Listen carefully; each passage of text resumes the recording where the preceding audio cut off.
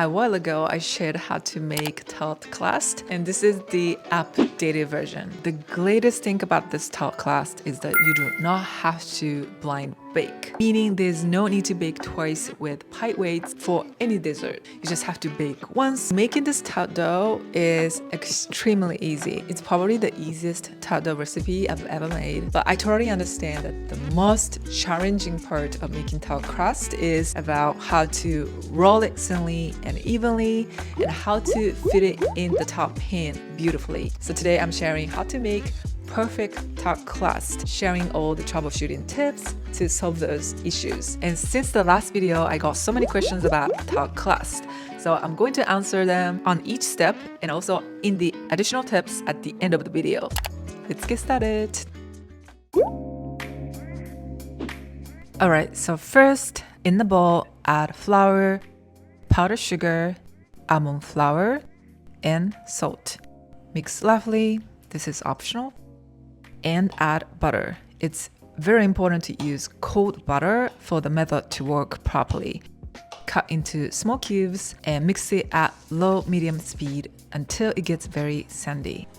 And this method is called sabrage method. Sabrage means sandy in French, just like how it looks like. We're gonna add eggs to it after this, but by loving the flour and butter like this and coating butter all around the flour, it creates a shield and the liquids from eggs cannot connect with flour as much. The original recipe I shared required 1.5 eggs, but upon request, today I'm sharing how to make it with just 1 egg. But I'm gonna list both of them so that you can pick. Mix again until well combined, and that's it. It's super easy to make this tart dough. At the very end, check if it's evenly incorporated.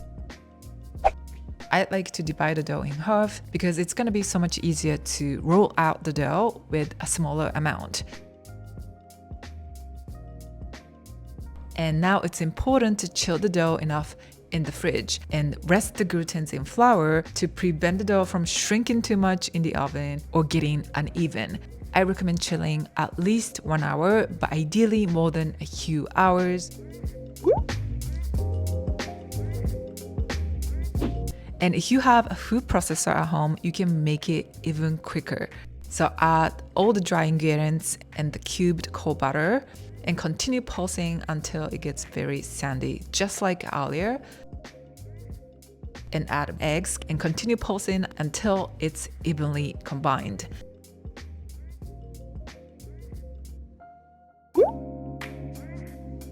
The dough is firm when it's completely chilled, so leave it at room temperature for 5 to 15 minutes to soften it if it's necessary, and apply a thin layer of bread flour all around the tart dough so that it's not going to stick to the table in a rolling pin, dust all over the working surface and a rolling pin also. And I like to use bread flour for this because it spreads more evenly and it doesn't get absorbed into the tart dough as much as when you're using cake flour or all-purpose flour. Start by gently pressing the dough like this, just to ensure the dough is softened enough to roll it out.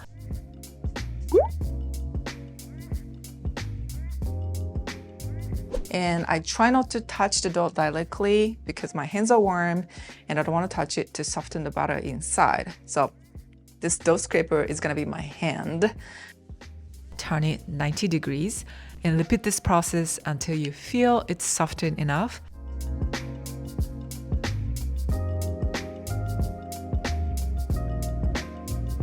Now it's ready. So I always start from the middle and roll it out upward and come back on the middle again and roll it downward. And turn 90 degrees, ensuring enough flour is applied on the working surface. Dust more flour on the surface if it's needed and repeat the process. Roll it upward and downward. It's important to add same pressures from both hands to spread the dough evenly.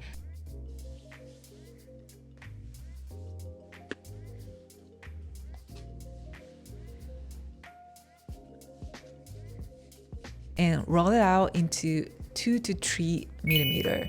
It might seem very thin, but do not worry because the tart dough gets a little bit thicker after it's baked due to the eggs inside. With the thickness, the tart gets very lightly crispy, and I have to say it tastes so much better than a thicker crust. Okay. So how I judge is when you insert your hands or dough scraper or something under, you should be able to see through the color slightly.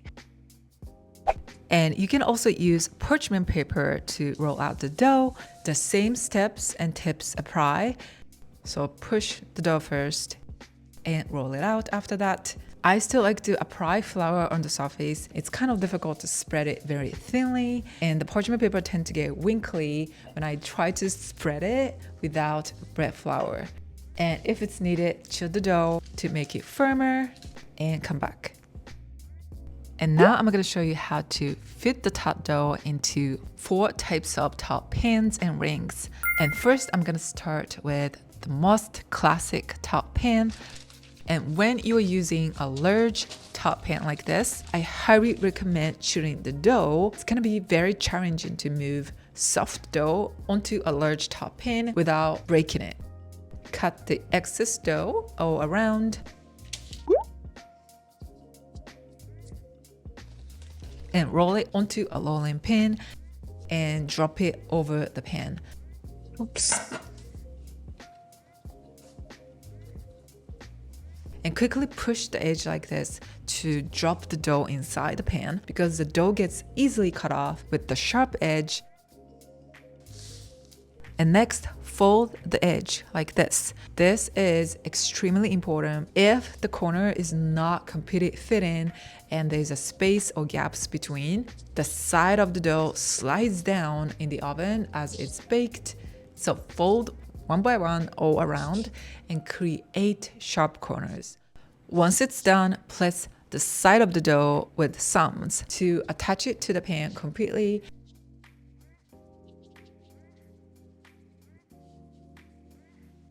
And lean the excess dough over outward like this. And I'm going to show you 2 ways to cut it off. With the first way, you can cut it out with a rolling pin, roll it on the surface like this, and turn 90 degrees and do exactly the same thing. Or you can use a knife or dough scraper. I personally really like this way because you can create a very sharp, beautiful edge. And as a final step, dot the surface with a fork. So this is extremely important so that the bottom is not going to start rising up in the oven. When you are using a small tart pan, cut the dough with a cookie cutter, rolling pin, or knife and place it on top of the pan on the very center. Push the edge and drop the dough inside the pan. Fold the edge and push the side. Or for a smaller tart pan, I sometimes do differently. So take the edge of the dough and slowly curve it as you turn it like this. The dough slowly goes down as you do this. And with this method, you can create more beautiful surface without gathers on the side. And the rest is going to be exactly the same as earlier. Fold the edge and push the side. Cut off the edge and dock the surface. And you can use those scrubs later and repeat the process. And let's move on to the classic ring. Dust the flour inside the ring so that the dough is not going to stick to the table. And you can either push the edge to drop the dough inside, just like I showed you earlier. But with this way, you're going to see more gathers on the side because the side of the tart ring is completely straight. So push the side really well to make the thickness even. Or you can do the second way I showed you earlier, which is take the edge and slowly curve it as you turn it like this. And after the dough is inside the ring, do exactly the same thing as earlier.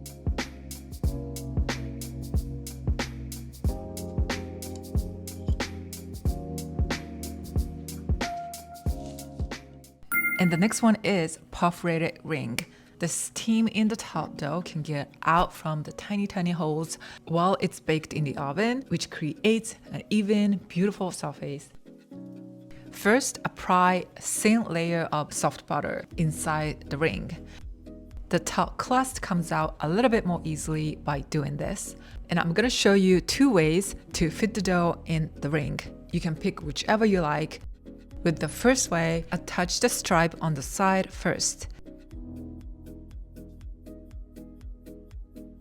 Push the edge like this to connect them. And using a cake ring or cookie cutter, cut the circle, which is a little bit smaller than the tart ring, and push the edge like this to ensure it's connected.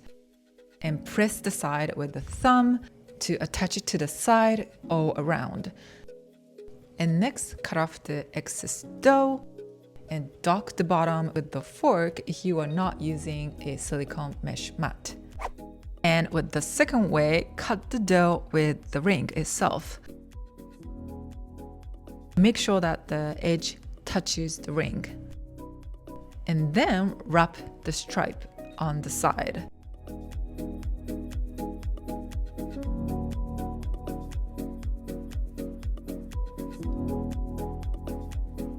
Push the side evenly with a good pressure and ensure that the dough is attached to the ring. Press the corner with a good pressure so that you're not gonna see a huge gap between after the crust is baked.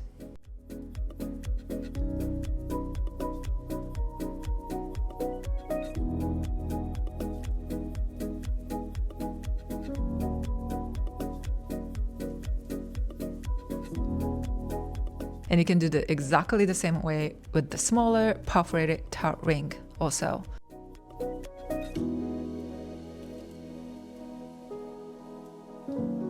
And as a bonus, I wanted to test one more pan. It is a perforated tart pan. Not ring, but pan. So let's test it out and see if it's actually good. So I followed the exact same steps as the classic tart pan.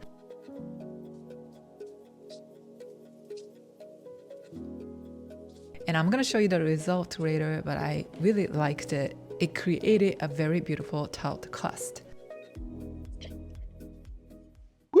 And finally, let's bake all of them. Very important to chill the dough before baking them to rest the gluten's in flour again. I personally use freezer most often because it's more powerful. The baking time really depends on how large or the thick the tart is, and rotate the baking sheet or change the position if you need it to brown them evenly.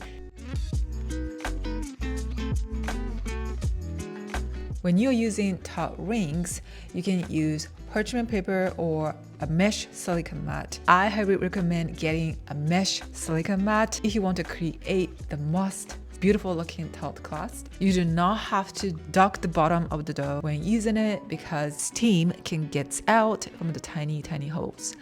Now, the crust is more fragile when it's warm, so wait until it cools down. Place a cookie cutter or tart ring, something like that, on a table and place the top pan to remove the side. And you could detach the bottom very easily by pushing the crust like this.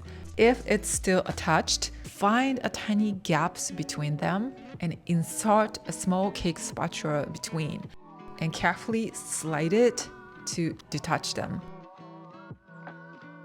And with the tart ring, find it easier to remove the tart crust when pushing upward like this.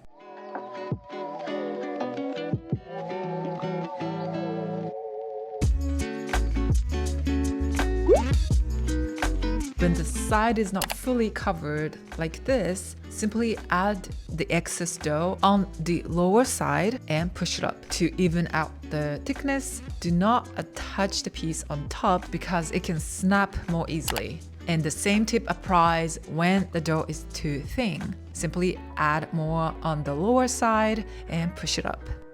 And also when the side looks really messy like this, do not worry, you can still fix it. So push it really well and push it up to even out the thickness. When the crust is stuck to the ring, either the butter was not applied inside the ring or it was not cooked enough, it was underbaked. As you can see, the crust shrinks tiny bit as it's cooked fully. There are two most common ways to make tart, and one of it is today's submerge method, meaning loving butter and flour together to create this sandy texture. And the other one is called creamy method. You cream the butter first and add flour to it later. With creamy method, you tend to whip the butter a little bit with the whisk, and because of that, it contains more airs in it. The airs expand in the oven, which makes the crust a little bit more uneven and thicker. Like I showed you earlier, wrap it tightly, and you can store it in the fridge or freezer. It's also possible to fit the dough into the top pans or rings and freeze it and bake them whenever you need them. You can store the crust at room temperature or in the fridge, and I tend to add silica gel in the container to soak up any moisture and keep them crispy. But if you don't have it, you can actually bake them in the oven again,